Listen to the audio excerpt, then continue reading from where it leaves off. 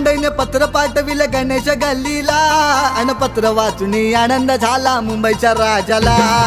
पत्र वाचून आनंद झाला मुंबईच्या राजाला. पत्र वाचून आनंद झाला मुंबईच्या राजाला.